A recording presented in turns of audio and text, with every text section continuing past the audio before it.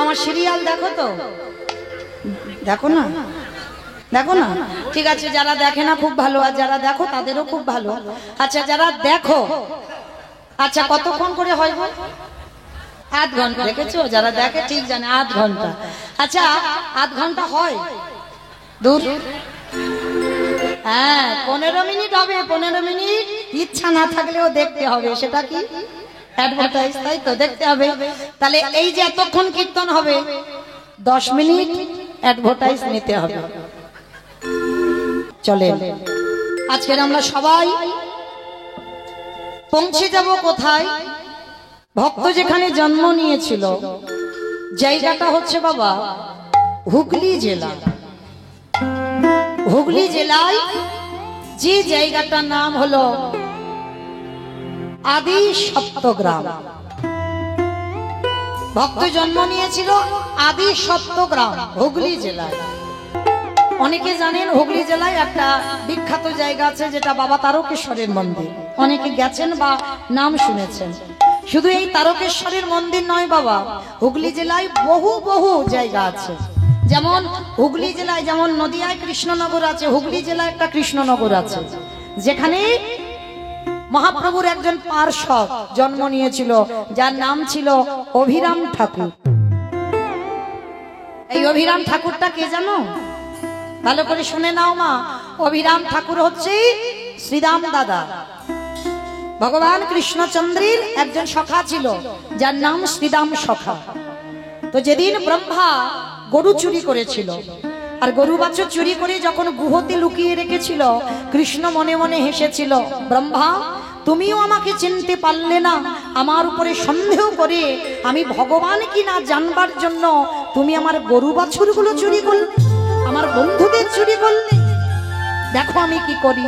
ভগবান নিজের দেহ থেকে হাজার হাজার গো বৎস মানে ধেনুর পাল সৃষ্টি করলো, আবার নিজের দেহ থেকে শ্রীদাম সুদাম দাম বসুদাম সব সৃষ্টি করে যে যার ঘরে পৌঁছে দিল। যেমন ব্রহ্মা গুহাতে লুকিয়ে রেখেছে, গুহাতেই সব আছে, কিন্তু কেউ বুঝতে পারলো না ভগবানের লীলা। ভগবান নিজেই গরু বাছুর হয়ে নিজেই ঘরে চলে গেল, নিজে রাখাল হয়ে ঘরে চলে গেল। কিন্তু পরের দিন সকালবেলা কৃষ্ণ দয়াময় সবাইকে ডাক দিয়ে গুহ থেকে বের করেছিল, শুধু একজনের নাম ধরে ডাকেনি, যেটা হলো আমার শ্রীরাম সখা। শ্রীরামকে একবারও নাম ধরে ডাকেনি। শ্রীরামের অভিমান হলো, কৃষ্ণ সবাইকে তুই নাম ধরে ডাকলি, আমাকে ডাকলি না, আর আমাকে যখন ডাকলি না আমি বেরোবো না। যতদিন না তোর আমার কথা মনে পড়বে, আমার সংকল্প রইল, আমার প্রতিজ্ঞা রইল, আমি কোনোদিন এই গুহ থেকে আর বার হব না।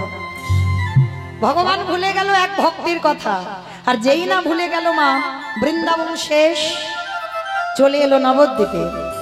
মানে দ্বাপর যুগ শেষ হয়ে গেল, কলিযুগ চলে এসেছে। আর যারা যারা বৃন্দাবনে ছিল তারাই তো সব এসেছে। এই যে মা একটা নিয়ম আছে, এই যে আমাদের কপালে চন্দন দিয়ে গেল না, আপনাদেরও কপালে দিয়েছে। এটা নিয়ম। কেন নিয়ম?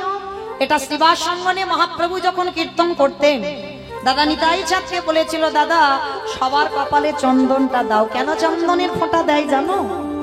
মহাপ্রভু নিতাই চাঁদকে বলেছিল, সবাইকে দেখে নাও, সবাই এসেছে তো, মানে বৃন্দাবন থেকে সবাই এসেছে তো।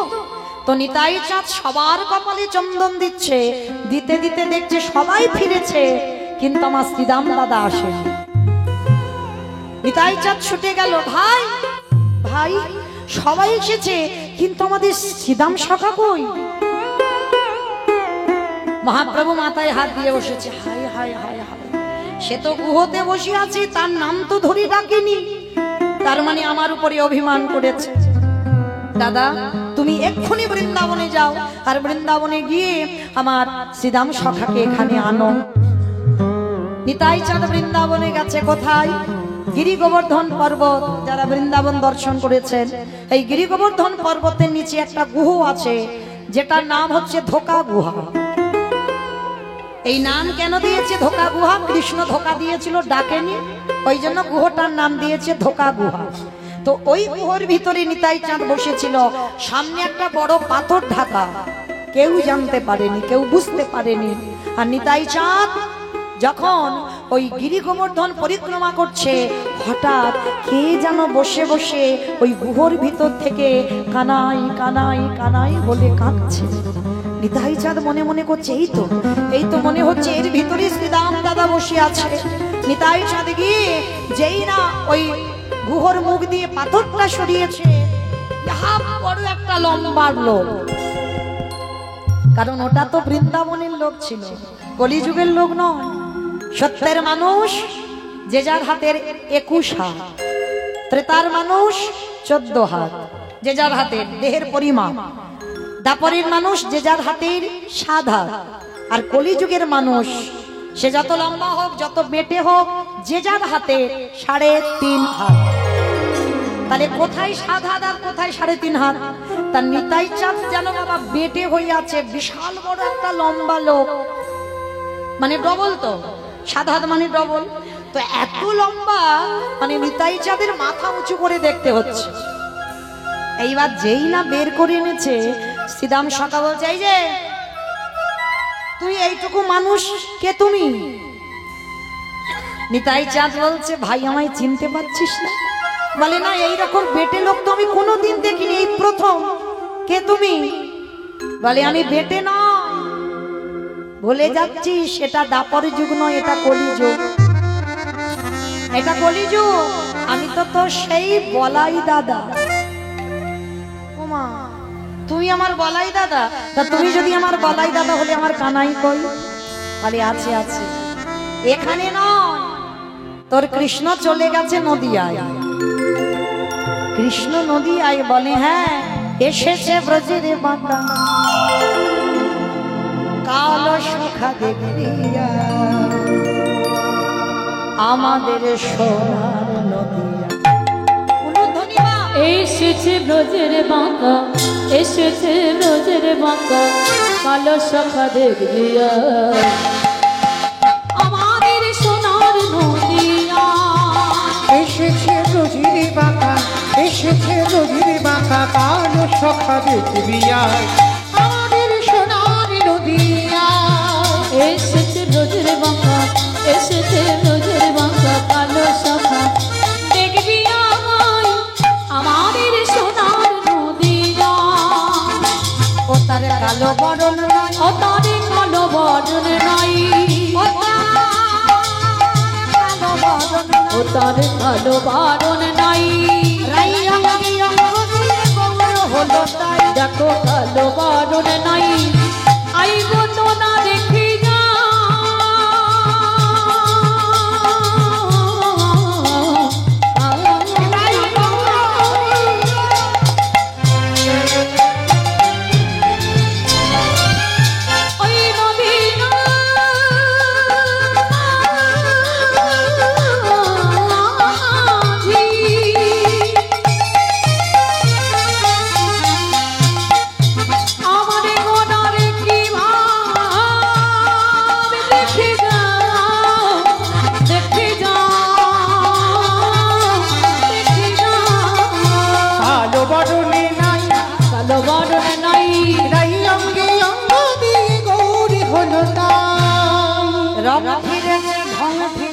রং ফিরেছে, ঢং ফিরেছে। আমার না কালার তো বদলে গেছে, বদলে গেছে, কালো ছিল ফর্সা হয়েছে, আবার বাঁকা হয়ে দাঁড়াতো, সে এখন ব্যাটা সোজা হয়েছে। রং ফিরেছে, ঢং ফিরেছে, রং ফিরেছে, ঢং ফিরেছে, তারে এখন চেনা না দা। আমাদের সোনার নদিয়া। এসেছে ব্রজের বাঁকা, এসেছে ব্রজের বাঁকা কালো সখা দেখিয়া আমাদের সোনার নদিয়া। এসেছে ব্রজের বাঁকা কালো সখা দেখিয়া আমাদের সোনার নদিয়া, সোনার নদিয়া। এইবার যেই না বাবা শ্রীরাম সকাল লম্বা, নিতাই চাঁদ বেটে, নিতাই চাঁদকে শ্রীরাম কাঁধে নিয়েছে, আর কাঁধে নিয়ে নিতাই চাঁদ এমন করে চাপ দিয়েছে না, একেবারে 7 হাত থেকে একেবারে 3.5 হাত এমন চেপে ধরেছে। এইবার যেই না এসে দাঁড়িয়েছে, মহাপ্রভু বলছে, দেখো এভাবে তো একটা মানুষ আসতে পারে না, পরিবর্তন হতে হবে, তোমাকে নতুন করে জন্ম নিতে হবে। কোথায়? যে জায়গাটা হুগলি জেলায় খানাকুল কৃষ্ণনগর। আর ওই জায়গাতে যারা যাবেন গিয়ে দেখবেন অভিরাম ঠাকুরের শ্রীপাদ আছে। অভিরাম ঠাকুরের সেবিত বিগ্রহ আজও বর্তমান আছে। তাহলে হুগলি জেলার মাটিটা মা বড় ধন্যাতি ধন্য মাটি। ষোড় গোস্বামীর মধ্যে এক গোস্বামীও জন্ম নিয়েছিল এই হুগলি জেলায় আদি সপ্তগ্রাম। বাবা ছিল গোবর্ধন দাস আর জ্যাঠামশাই ছিল হিরণ্য দাস। কিন্তু মাইরা যেমন রামায়ণে রাম লক্ষ্মণ ভরত শত্রুঘ্ন এদের চার ভাই, মানে রামের কথা বললেই যেন পরে লক্ষ্মণ এসে যায়। মানে এদের এমন ভাই ভাই মিল ছিল। মানে এখনকার দিনে জগতে ভাই ভাই তো নয়, লাটালাটি হবে, মারামারি হবে, খুনোখুনি হবে, পেটাপেটি হবে, পাঁচিল দেওয়া হবে, থানা পুলিশ হবে, এরকম ভাই নয়। ভাই যদি হতে হয় এই রাম লক্ষ্মণ ভরত শত্রুঘ্নের মতো ভাই হয়, লাঠালাঠি নয়, পেটাপেটি নয়। এই হিরণ্য দাস আর গোবর্ধন দাস এরা দুই ভাই ছিল, কিন্তু এদের অতুল সম্পত্তি ছিল। মানে গোটা এক মাসে আয় ছিল বাবা 12 লক্ষ স্বর্ণ মুদ্রা, আর নবাবকে কর দিতে হতো 8 লক্ষ স্বর্ণ মুদ্রা। মানে বড় লোক বলে না বাবা, এদেরকে বলে ধনী। কিন্তু সব ছিল, একটা সুখ ছিল না। কি জানো, ভগবান তো মনে রেখো মা, সবাইকে সব সুখ দেয় না। ভগবান কাউকে কাউকে, প্রত্যেকটা মানুষ এখানে বলতে পারবে না আমি সর্বসুখী। সর্বসুখী কেউ হবে না। ভগবান কোনো না কোনো জায়গায় তোমাকে এমন ভাবে কষ্ট দিয়ে রাখবে, মৃত্যুর আগের দিন পর্যন্ত সেই কষ্টটা তোমার মাথায় করে বয়ে বেড়াতে হবে। কিন্তু তাতে ভেঙে পড়লে হবে না মা, যেন ভুলে যেও না কৃষ্ণ চরণের ভজনের কথা, কৃষ্ণ চরণের কথা। ভগবানের কাছে চাইবে, আঘাত দাও, দুঃখ দাও, ব্যথা দাও, বেদনা দাও, সবকিছু দাও, কিন্তু সহ্য করবার মতো শক্তিটা তার পিছনে পাঠিয়ে দেখবে সেই ভক্ত জীবনে কোনোদিন দুর্বল হয়ে পড়বে না। কেন? কৃষ্ণ ভক্তকে কষ্ট পেতে হয়, কিন্তু তাকে ধৈর্য ধরে রাখতে হবে। ভগবানের চরণ আঁকড়ে বসে থাকতে হবে যে তার চরণ কোনোদিন ভুলে যাব না। এ দেহটা কৃষ্ণ ভজনের জন্য, এ হাত দুটো কৃষ্ণ সেবার জন্য, এ চরণ ভগবানের কাছে যাবার জন্য, এ জিহ্বা কৃষ্ণ নাম বলবার জন্য, এ কর্ণ কৃষ্ণ নাম শুনবার জন্য, এ নয়ন কৃষ্ণ রূপ দেখবার জন্য। তাহলে ভুলে গেলে হবে না। জড় জগতে এসেছ, কর্ম সবাইকে করতে হবে, কিন্তু কৃষ্ণ চরণ ভুলে নয়। আজকের হিরণ্য দাস আর গোবর্ধন দাস অতুল সম্পত্তির মালিক, কিন্তু ভগবান একটা জায়গায় এমন আঘাত দিয়ে রেখেছে, ওদের মৃত্যুর পর এই সম্পত্তি দেখভাল করবার মতো কেউ নেই। বংশে একটাও সন্তান নেই। আর একটা কথা বলে যাই মা, কেউ যদি সন্তানের জন্য 1000 জায়গায় মানত করে, আমি মৌমিতা হরিবাসরে দাঁড়িয়ে বলে যাচ্ছি, আমি গ্যারান্টি এক জায়গা চলে যাবে। কোথায় জানো? বৃন্দাবনে রাধা কুণ্ডের তীর। কারণ এই রাধা কুণ্ডে, কারণ আমরা মনুষ্য জীবনে সব তীর্থে স্নান করা অসম্ভব, কর্মজীবী তো আমরা, সব তীর্থে স্নান হয় না। সে যে যতই বলুক না কেন আমি সব তীর্থে যাব, হয় না। কিন্তু একটা তীর্থে যদি গিয়ে স্নান করতে পারো, তাহলে তোমার সর্বতীর্থে স্নান হয়ে যাবে। জায়গাটা কোথায়? না রাধা কুণ্ডের তীর। এই জায়গাটায় সব তীর্থ এক জায়গায় আছে। কেন জানো বাবা? আপনারা জানেন ভগবান কৃষ্ণ অরিষ্ঠাসুরকে বধ করেছিল।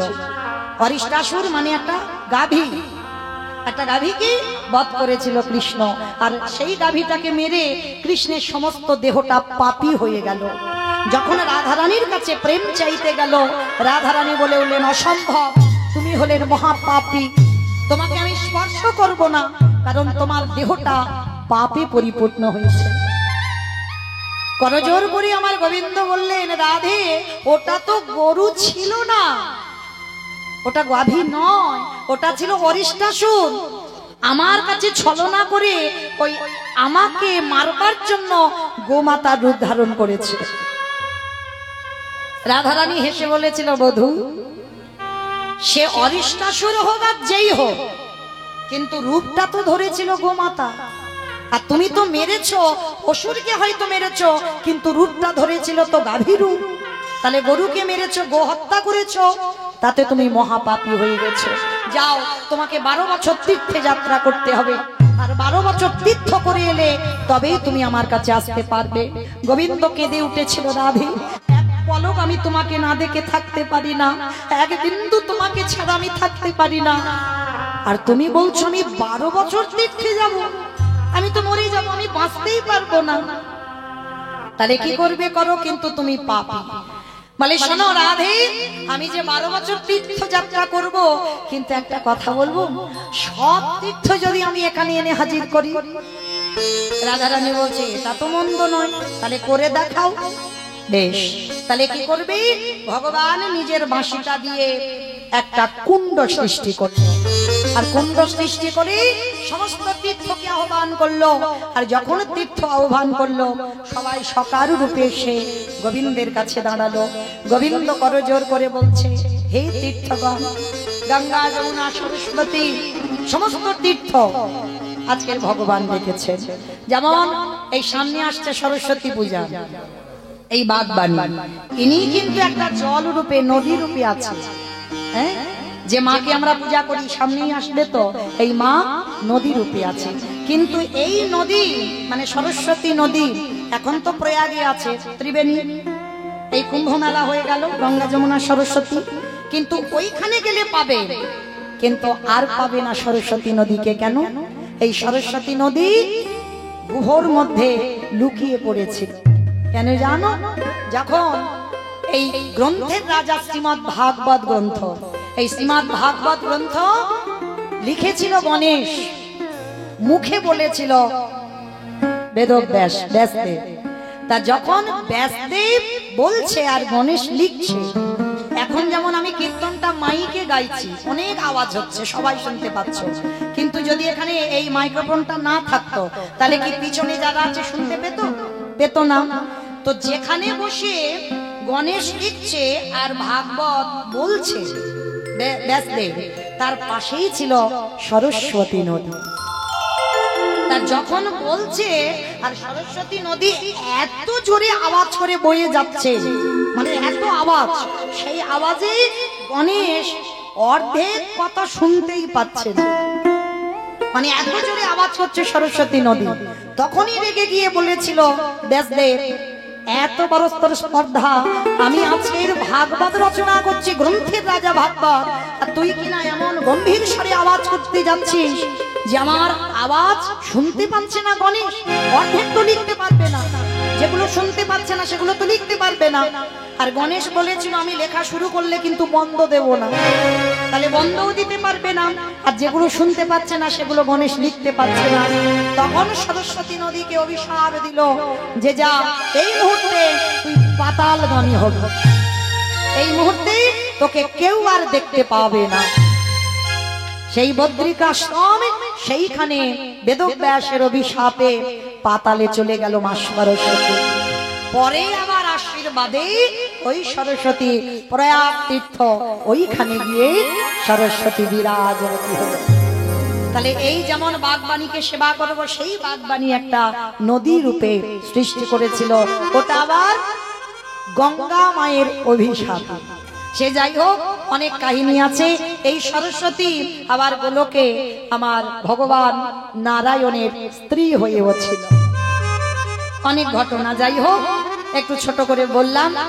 তো আজকে এই যে বাগবাণী, সরস্বতী, যমুনা, সবাই, সমস্ত গঙ্গা, সমস্ত তীর্থ, ওই প্রয়াগ, এলাহাবাদ, যত যত আছে সমস্ত তীর্থ এসেছে, সবাই জল হয়ে কুণ্ডের মধ্যে প্রবেশ করেছে। কৃষ্ণ স্নান করেছে, স্নান করে যেই না রাধারানীর কাছে দাঁড়িয়েছে, রাধারানীর সখীরা বলছে দাঁড়াও, খবরদার আমার রাধারানীকে স্পর্শ করবে না। গোবিন্দ বলছে কেন? আমি তো পবিত্র, সমস্ত তীর্থে আমি স্নান করলাম। বলে না, পবিত্র নও, তোমার তীর্থ এসেছে, কিন্তু তীর্থ এসে কেউ রাধা চরণ স্পর্শ করেনি, কারণ যে তীর্থে তুমি স্নান করেছো তীর্থই পবিত্র নয়। আর যে তীর্থ পবিত্র নয় তাতে তো স্নান করলে তুমি পবিত্র হবে না। তীর্থ পবিত্র তখনই হবে যদি রাধা চরণ পরশ পায়। হাই ভগবান, তাহলে আবার কি হবে? বলে আবার ডাকো।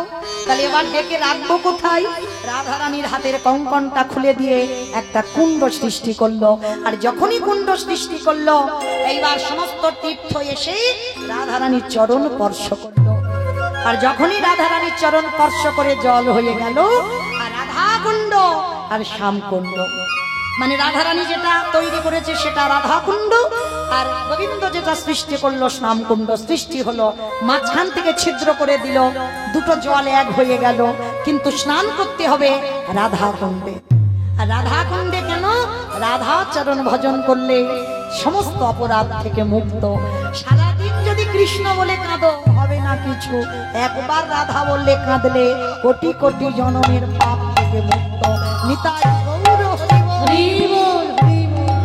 এত কথা বলার কারণ একটাই, সন্তানের জন্য যদি কেউ প্রার্থনা করেন চলে যাবে রাধা কুণ্ডে। গভীর রাত্রিতে অষ্টমী তিথি একটা যোগ আছে, প্রতি বৎসর আসে।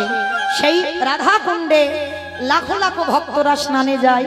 সেই স্নান করে গভীর রাত্রিতে যে যোগ থাকে, পাঁচিতে পঞ্জিকাতে লেখা থাকে, ওই যোগে স্নান করে আমার রাধারানীর কাছে আঁচল পেতে নয়ন জলে বুক ভাসিয়ে একবার বলো রাধা, চাকরিওয়ালা সন্তান নয়, ডিগ্রিওয়ালা সন্তান নয়, তোমার চরণে নিবেদন আমার একটা কৃষ্ণওয়ালা সন্তান। আমার বিশ্বাস, আমি হরিবাসরে দাঁড়িয়ে এত বড় গ্যারান্টি দিয়ে যাই, যদি তোমার ভজন সঠিক হয় অবশ্যই আমার রাধারানী তোমার মনের বাসনা পূর্ণ করবে করবে করবে। আজকের হিরণ্য দাস আর গোবর্ধন দাস দুই ভাই রাধা কুণ্ডে গিয়ে রাধারানীর কাছে মানত করেছিল। আর মানত করে রাধারানীর কাছে কৃপার বরে একটা সন্তান লাভ করেছিল। আর সেই সন্তানটা রাধারানীর পাঠানো সন্তান। জন্ম দেবার সঙ্গে সঙ্গে সে কৃষ্ণ প্রেম সম্পদ অর্জন করে এসেছে। জন্মাবার পর শুভ দিন শুভক্ষণ শুভ লগ্নে সন্তানটার জন্ম হলো। কিন্তু জন্ম নিলে কি হবে গো? ছোটবেলায় থেকে বৈরাগ্য ভাব। মনে রেখো মা, সংসারে থেকে বৈরাগী হওয়া যায়। এই লীলাটা না সবটাই জীব শিক্ষা। রঘুনাথ দাস গোস্বামীর জীবনী শুনলেই সে ভজনের পথে এগিয়ে যাবেই যাবে, কোনো ভুল নেই, তাকে আগাতে হবে। এই রঘুনাথ দাসের জীবন তেমন, জন্ম থেকে বৈরাগ্য ভাব। বৈরাগ্য কাকে বলে? সবকিছু ত্যাগ করে দিয়ে বাবা সন্ন্যাসী হয়ে চলে যাওয়া কি বৈরাগ্য বলে? বিষয়েষু অনাসক্ত, মানে বিষয়ের প্রতি কোনো আসক্তি থাকবে না। বিষয় মানে কি বাবা? টাকা পয়সা, জায়গা জমি সম্পত্তি, এইগুলোকে বোঝাচ্ছে না। তাহলে কোন বিষয়কে বোঝালো? তোমার এই যে 10 ইন্দ্রিয়, এই 10 ইন্দ্রিয় যেদিন তোমার বাবা অঙ্গ স্পর্শ থেকে দূরে চলে যাবে। পরশ মানে তোমাকে নারী পরশ করলো কি পুরুষ পরশ করলো সেটা তুমি অনুভব করতে পারবে না। যেদিন তোমার এই অনুভবটা চলে যাবে সেদিন তুমি জেনে যাবে তোমার দেহের বৈরাগ্য হয়েছে। এই জিহ্বা রবিবার এলেই যে মাংস ঝোল ভাত খেতে হবে এইটা থাকবে না। কোন রকমে বাঁচবার জন্য একটু আলু সিদ্ধ অন্ন হলেই চলে যাবে। যেদিন জিহ্বার কোনো লালসা থাকবে না, যে এটা খাবো ওটা খাবো সেটা খাবো, এটা যেদিন থাকবে না সেদিন তুমি বুঝতে পারবে তোমার জিহ্বার বৈরাগ্য হয়ে গেছে।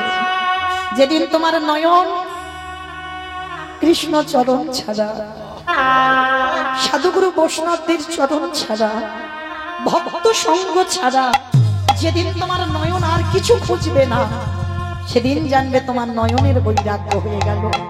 এই কর্ণ যত অসৎ কথা বলুক না কেন তোমার কানে আসবে না। কোথায় ভগবানের নাম কীর্তন হচ্ছে, কোথায় ভগবানের গুণানুগুণ কীর্তন হচ্ছে, কোথায় ভাগবত হচ্ছে, যেদিন তোমার কর্ণে বাজবে সেদিন স্নানের বৈরাগ্য হয়ে গেল।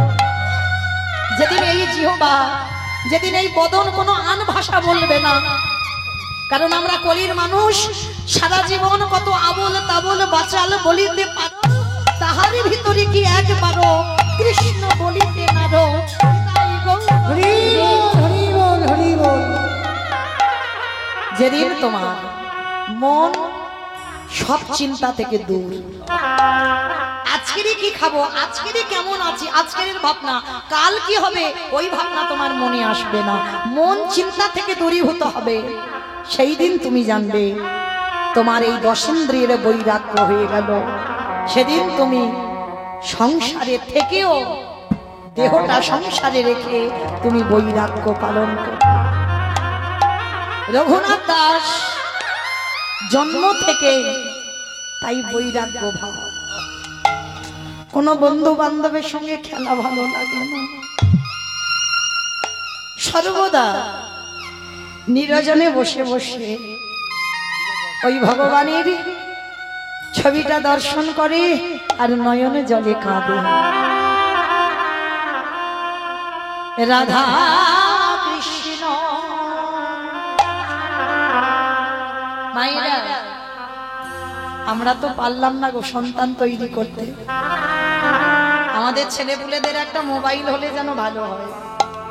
আর ওই যে কি একটা খেলা উঠেছে না, ফ্রি ফায়ার, ওটাই তো কাল হয়ে গেল।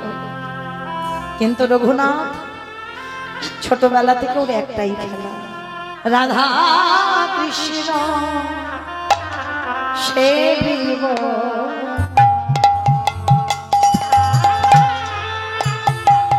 জীবনে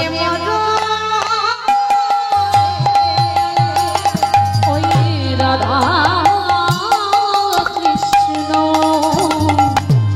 সেবিব জীবনে মরণে, যে স্থানে লীলা করে ছোট ছোট গুণা,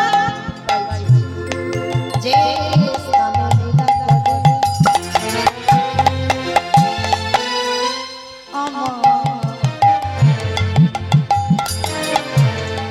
যুগল যেই স্থানে লীলা করে আমার যুগল কিশোর। আজ সখীর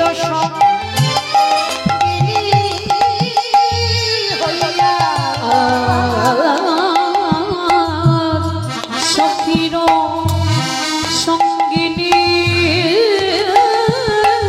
হইয়া আজ তাহে রঘু রাধা কৃষ্ণ সেবিব জীবনে মরণে। রাধা কৃষ্ণ সেবিব জীবনে মরণে। আজ বৃন্দাবনে নিত্য নিত্য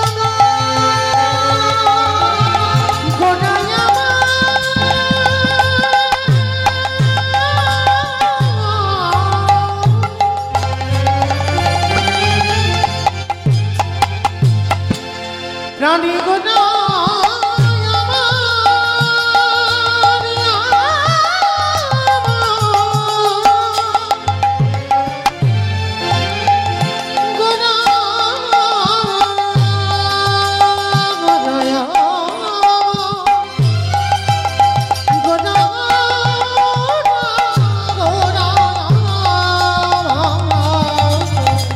বৃন্দাবনী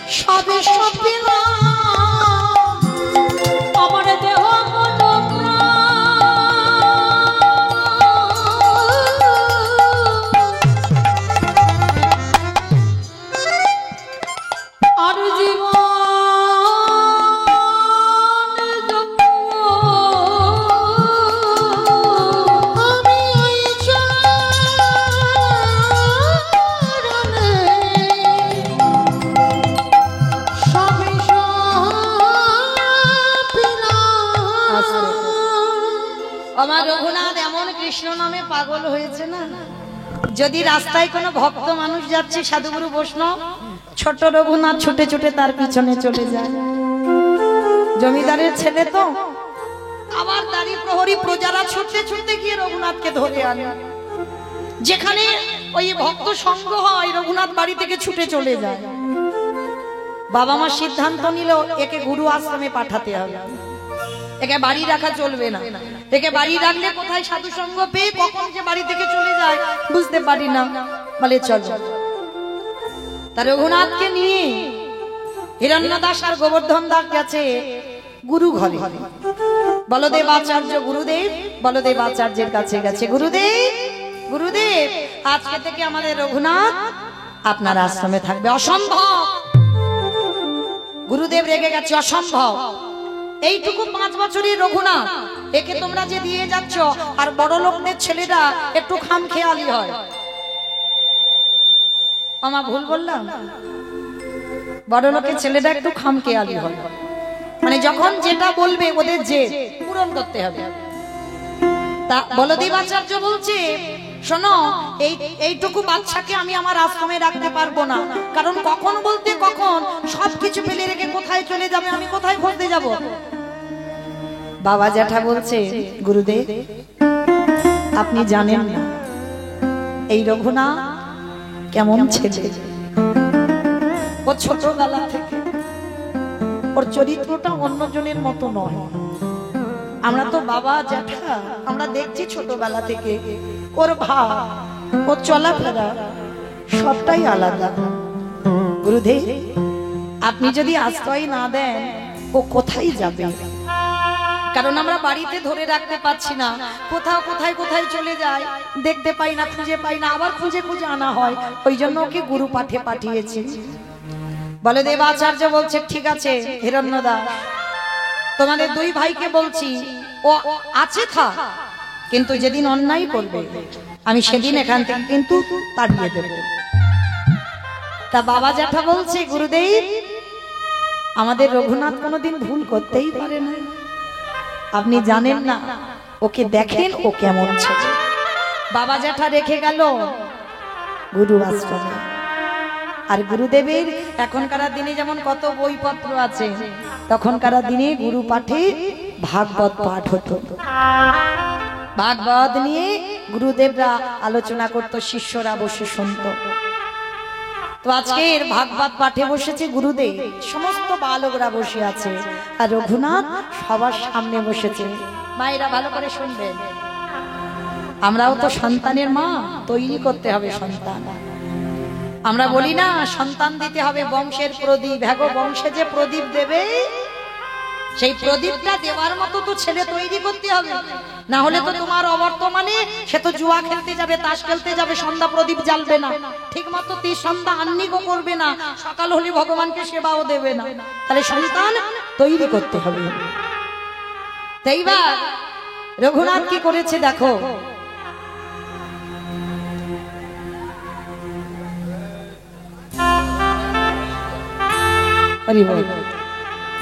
রঘুনাথ যেই না ছোট্ট ছেলে বসেছে ভাগবত পাঠের সামনে, আর পাঠক ঠাকুর মানে গুরুদেব বলদেব আচার্য পাঠ করছে না, আর ওইটুকু দুধের ছেলে সামনে বসে বসে বাবা নয়ন জলে বুক ভাসাচ্ছে। গুরুদেব পাঠ করে যাচ্ছে, ভাগবত পাঠ করে যাচ্ছে, আর ওইটুকু ছেলে পাগলের মতো বসে বসে কাঁদছে। ছোট ছোট বালকরা তারা সবাই কিছুক্ষণ পাঠের পরে চলে গেল, আর ওই ছোট্ট রঘুনাথ যখন পাঠ শুনছে না, গুরুদেব পাঠ করতে করতে মনে মনে ভাবছে, আরে এ ছেলেটা এত কাঁদছে কেন, কি হয়েছে ওর?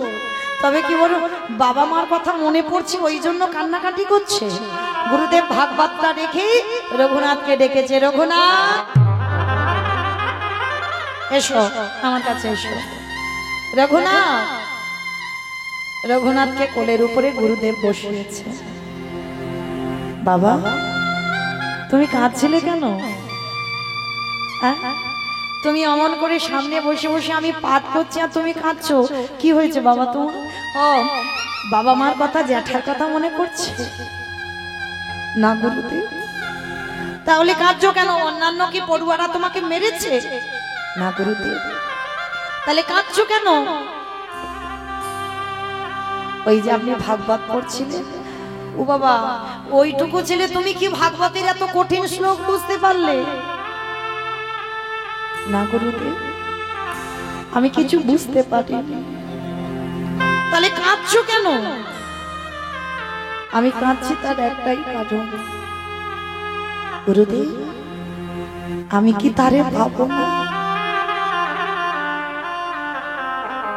বলো না, আমি কি তারে পাবো না? কার কথা বলছিস বাবা? কাকে পাওয়ার কথা বলছিস? গুরুদেব আমি কি কোনোদিন কৃষ্ণ চরণ পাবো না? ওগো গুরুদেব,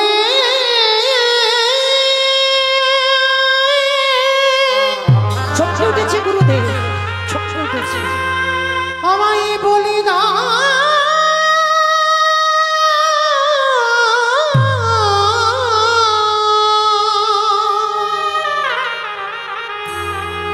আমি কোথা গেলে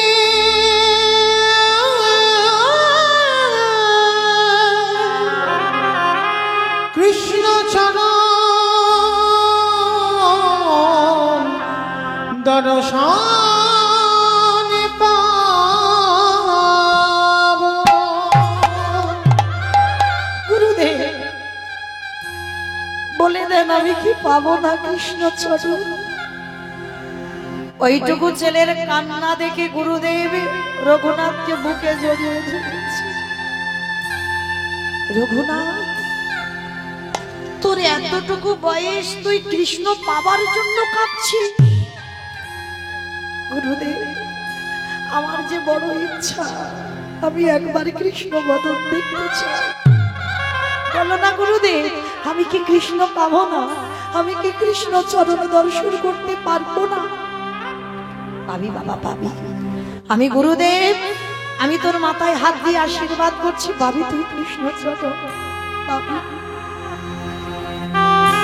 আশ্রমে রইল রঘুনাথ।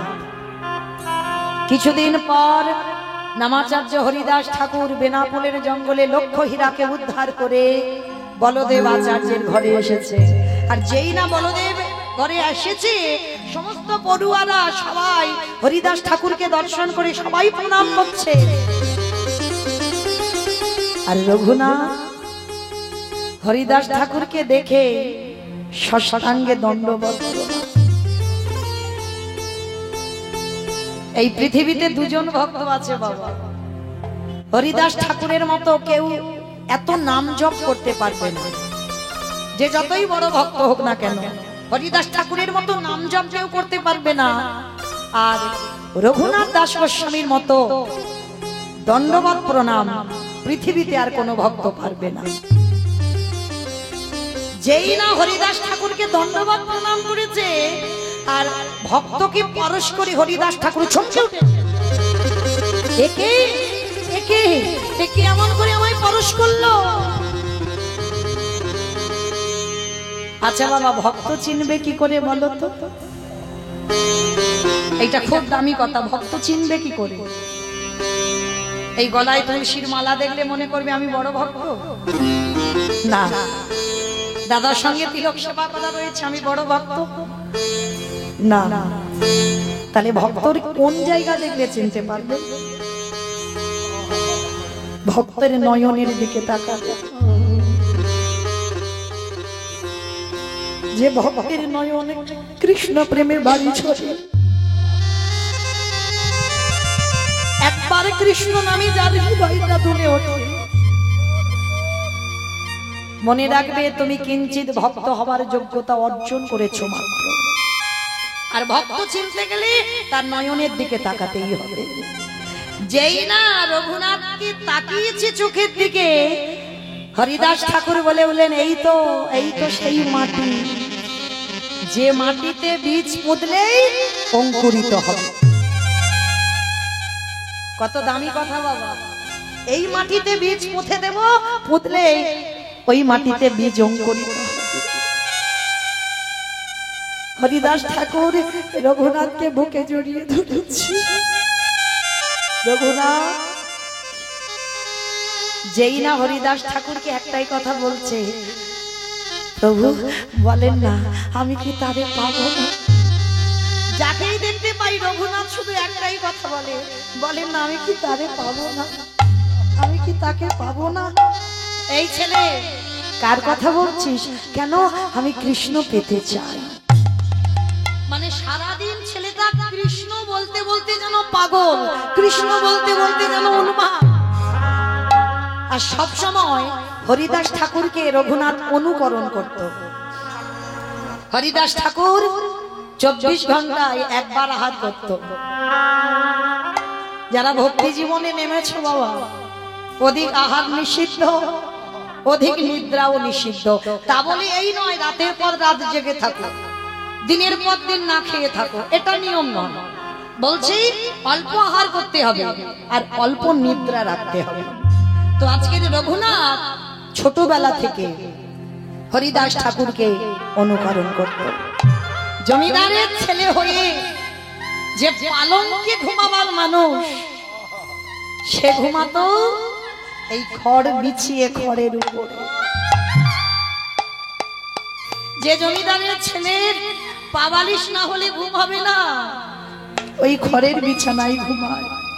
আর একটা বহির্বাস একটা অন্তর্বাস, আর কিছু নয়।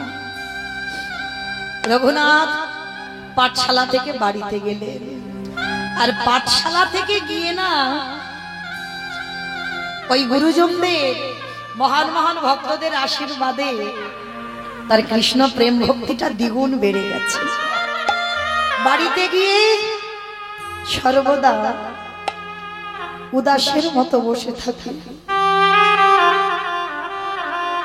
শুধু মনে মনে একটা কথা, আমি কি তারে পাবো না, আমি কি তারে পাবো না, আমি কোথায় গেলে কৃষ্ণ পাবো?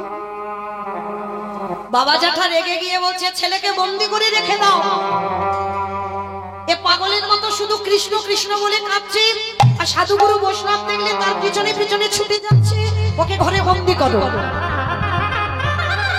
বাবা জ্যাঠা রঘুনাথকে ঘরে বন্দি করে দিল, হাতে পায়ে শিকল দিয়ে বেঁধে রেখেছে, ছেলে যাতে আর বৈষ্ণব সঙ্গ করতে না পারে, কৃষ্ণ বলে চলে না যায়।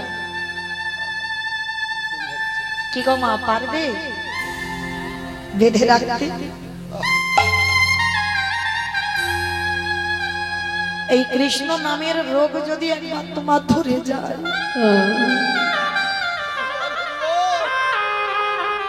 বাহ্যিক জগতের কিছু তোমার ভালো লাগবে না।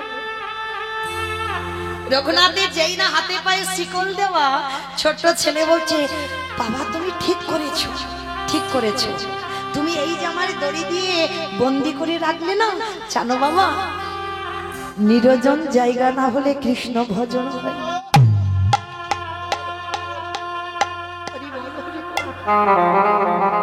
ভজন লোকালয় হয় না বাবা।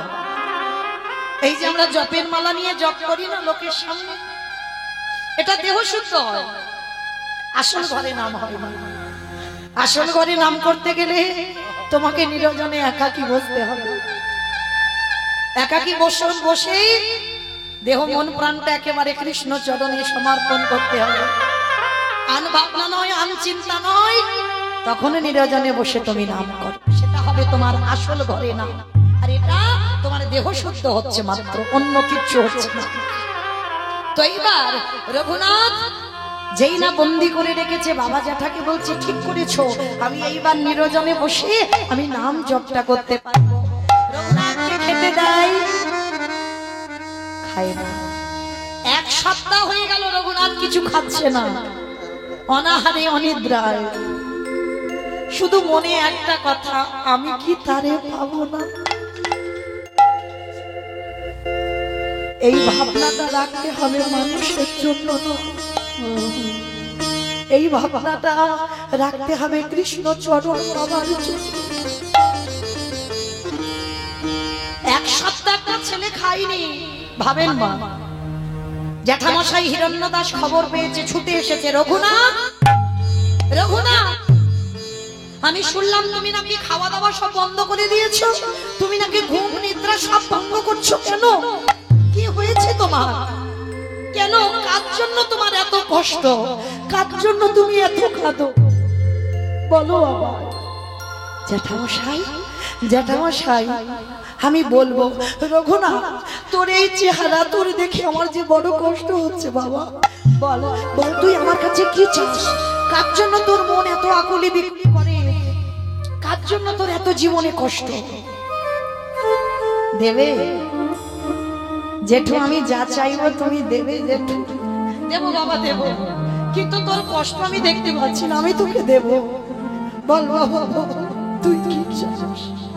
না, ওই রকম বললে হবে না, আগে ত্রিসত্য করো, আমি যা চাইবো তাই দেবে। জ্যাঠামশাই ত্রিসত্য করলো। রঘুনাথ বলছে, জেঠু তুমি কিন্তু ত্রিসত্য করেছো, আমাকে কিন্তু দিতে হবে। বললাম তো বাবা দেব। বল, কার জন্য তুই এত কাঁদছিস? কার জন্য তোর জীবন এত আকুলি বিকুলি হয়? কে সে? জেঠুর হাতটা ধরে বলছে, জেঠু কৃষ্ণ এনে দাও,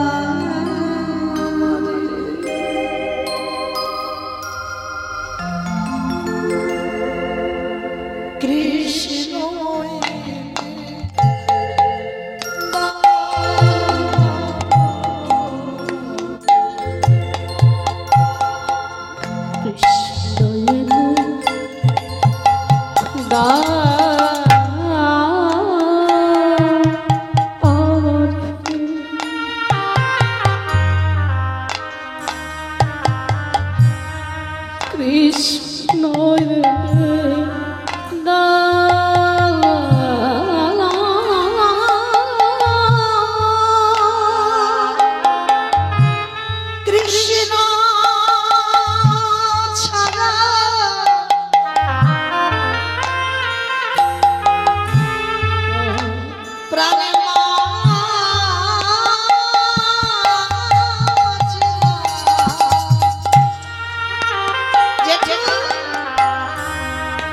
কৃষ্ণ এনে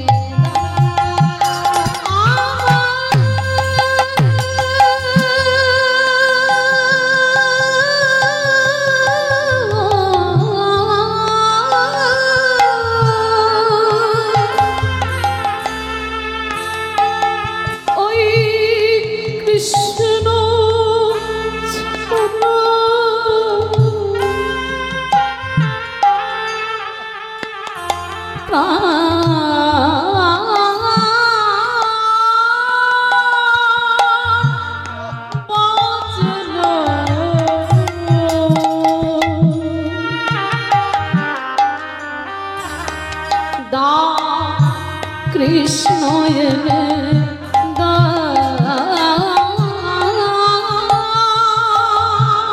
কেউ বোঝে না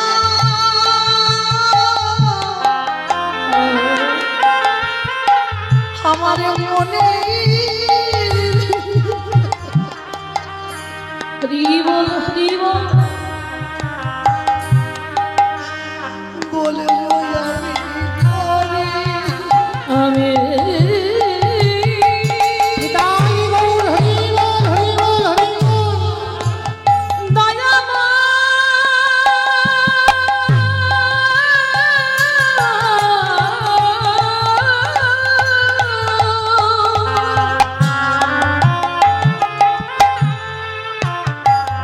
এরা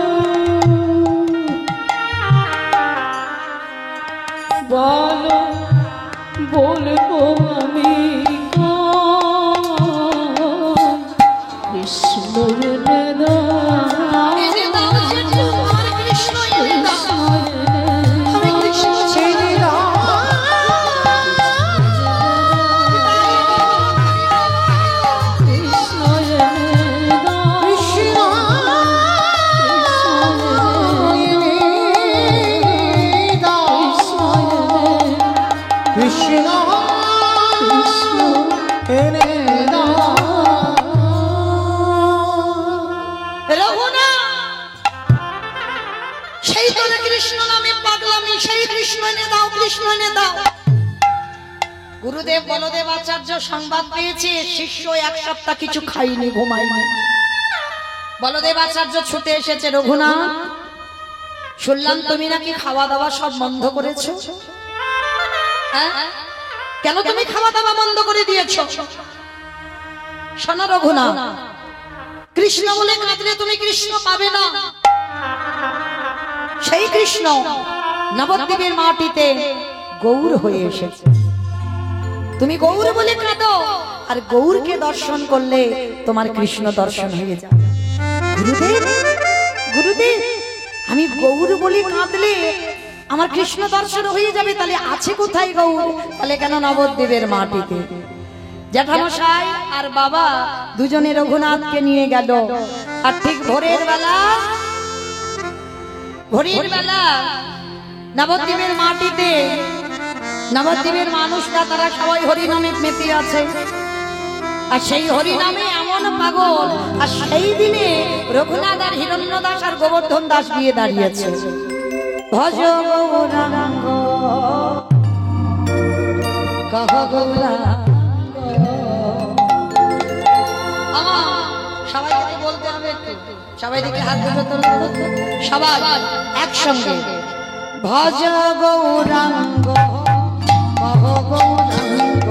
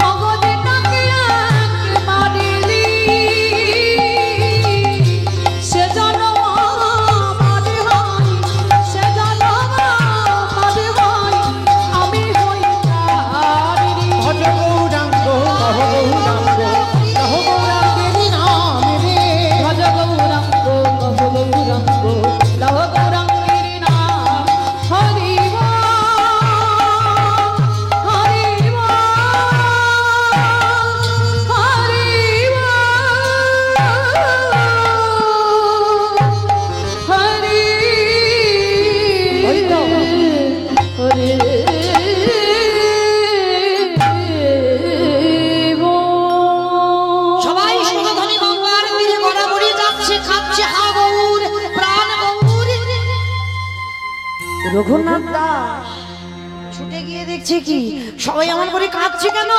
হ্যাঁ গো, তোমরা কাঁদছো কেন? কি হয়েছে? তোমরা হা গৌর প্রাণ গৌর বলে কাঁদছো কেন? সবাই কাঁদছে একটাই কারণে, নিমাই 24 বছর বয়সে সন্ন্যাস নিয়ে চলে গেছে। রঘুনাথ মাথায় হাত দিয়ে বসে পড়ল। যার দেখবার জন্য হুগলি জেলায় আদি সত্যগ্রাম থেকে ছুটে এলো, সেই গৌর চরণ হারিয়ে ফেললো, গৌর দর্শন হলো না। কিন্তু যখন এই অদ্বৈত আচার্যের ঘরে শান্তিপুরে এসেছিল, তখন তোর বাবা জ্যাঠা রাজা, তখনকার দিনে জমিদার, তা যখন সংবাদ পেল যে অদ্বৈত আচার্যের ঘরে আমার নিমাই এসেছে, তখনই রঘুনাথকে সঙ্গে নিয়ে সন্ন্যাস নেবার পরে রঘুনাথকে নিয়ে একেবারে নিমাইয়ের চরণে এসেছিল। আর অদ্বৈত আচার্যের ঘরে এসে যেই না নিমাই একেবারে বসে আছি সিংহাসনে, আর একেবারে দণ্ডবত প্রণাম করেছে রঘুনাথ। আর যেই না প্রণামটা করা, মহাপ্রভু বলছে নিতাই চাঁদকে, দাদা আমি যে পাত্রে প্রসাদ পাই ওকে একটু প্রসাদ দাও। কৃপা হয়ে গেল, ওইটুকু ছেলেই একদিন সবে দর্শন। মহাপ্রভুর উচ্ছিষ্ট প্রসাদ, যে প্রসাদের জন্য ভক্তরা লালায়িত, রঘুনাথ পেয়ে গেল। আর যেই না রঘুনাথ পেয়ে গেল প্রসাদ, কিছুদিন আমার গৌর চরণ সেবা করলো রঘুনাথ। এবার মহাপ্রভু তো ফিরবে, বেশিক্ষণ তো এক জায়গা থাকতে পারবো না, তুমি সন্ন্যাস। তা ফিরে যাবে, রঘুনাথকে বলছে, রঘুনাথ যাও বাবা, এবার বাড়িতে ফিরে যাও। না গৌর, আমি ওই ঘরে আর ফিরবো না, আমি তো তোমার চরণে থাকবার জন্য এসেছি, অসম্ভব। রঘুনাথ, তোমার এখনো সেই বৈরাগ্য হয়নি। ঠিক রঘুনাথ, চেষ্টা করো যেন মর্কট বৈরাগ্য হয়ে না যায়। মর্কট বৈরাগ্য বলছে কেন? মর্কট কাকে বলে? বানর। বানর এরা ভোগী, কিন্তু হনুমান ভোগী নয়, ত্যাগী। তো বলছে তুমি মর্কট বৈরাগ্য হইও না, ওই জপের মালা নিয়ে জপ করবে, কিন্তু বিষয় বৈভবে ডুবে থাকবে, ওই বৈরাগ্য ধারণ করো না, কারণ ওটা অপরাধ। রঘুনাথ, তোমাকে আসতে হবে না, কৃপা যদি হয়ে যায় আমি তোমাকে ঠিক আমার কাছে টেনে নেব। কি গো মায়েরা, অনেকে না গুরু আশ্রয় করবার জন্য ছটফট ছটফট করে, বলে না ছটফট করতে লাগে না, যেদিন কৃপা হয়ে যাবে সেদিন গুরু ঠিক তোমায় চিনে নেবে, কিন্তু কর্ম তোমায় ঠিক করে যেতে হবে। এইবার রঘুনাথকে পাঠিয়ে দিল। রঘুনাথ কাঁদতে কাঁদতে গঙ্গা পার হয়ে ফিরে আসছে। গঙ্গায় উঠেছে, আজকে নৌকায় উঠে পার হচ্ছে। নিতাই পদ কমল কোটি চন্দ্র সুশীতল, যে ছায়ায় জাগত জুড়ায়, তাই পদ কমল কোটি চন্দ্র সুশীতল,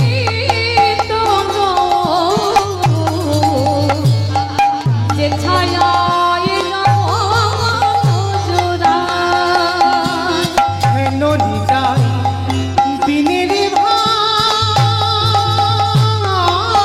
ভাই, রাধা কৃষ্ণ পাইতে না, গোহালো নিতাই বিনের ভাই, আরে নিতাই রে,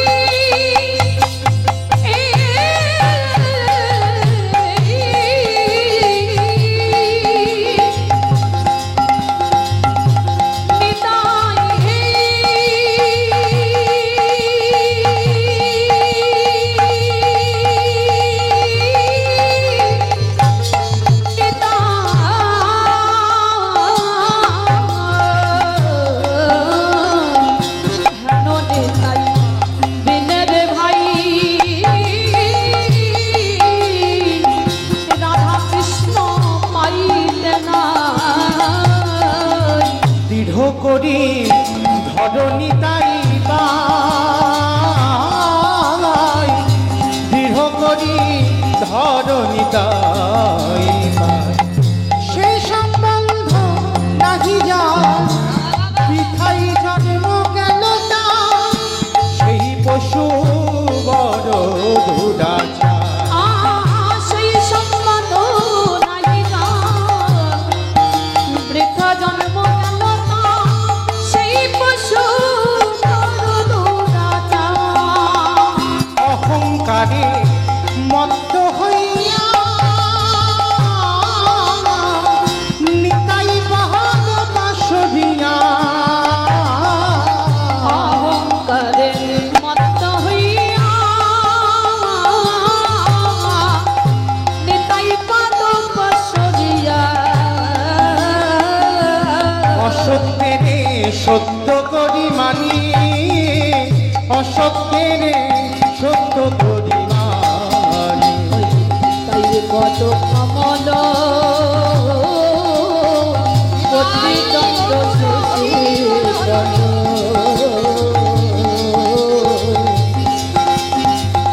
যে ছায়ায় জগৎ জুড়ে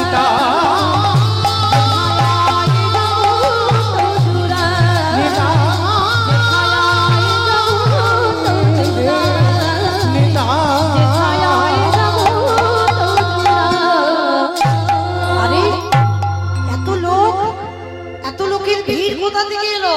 ওই নৌকাতে করে আসছে বাবা। আজকে দাঁড়িয়েছে কোথায়? পানিহাটি। নৌকায় করে ফিরছি আর পানিহাটির মেলা। হাজার হাজার ভক্তরা, অনেক ভক্তরা গেছে না পানিহাটির মেলা। হ্যাঁ, দণ্ড মহোৎসব।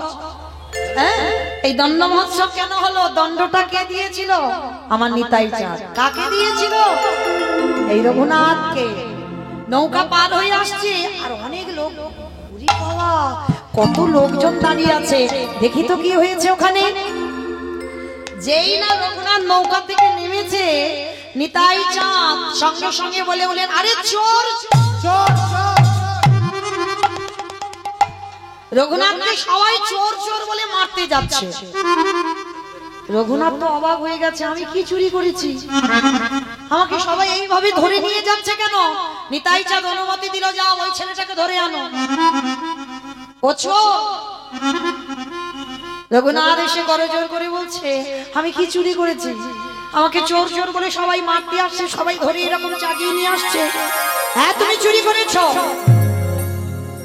নিতাই চাঁদের চরণে আশ্রয় নিল, কিন্তু প্রথমে নেয়নি তো নিতাই চাঁদের চরণ। নিয়েছে কি? সরাসরি ভাবে একেবারে গৌর চরণে গেছে। অত সোজা নয়। গৌর চরণ পাওয়া কি মুখের কথা? আগে নিতাই চরণ আশ্রয় করো। নিতাই চরণ তোমার আগে ভজন করতে হবে, তারপরে তুমি গৌর চরণ আশ্রয় পাবে।